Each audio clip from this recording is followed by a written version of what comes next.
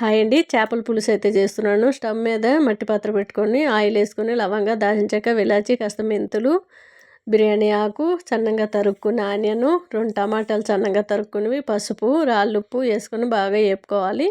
తర్వాత ఫిష్ శుభ్రంగా క్లీన్ చేసుకొని, ఫిష్ స్మెల్ రాకుండా ఉండాలి అంటే కాస్త నిమ్మరసం అయితే పిండుకొని కడుక్కున్నట్లయితే వాసన అనేది రాదు. చాలా చక్కగా ఇలా కలపకుండా ఇట్లా కుదుపుకుంటే పీసులు అనేటివి గట్టిగా చెదిరిపోకుండా ఉంటాయండి.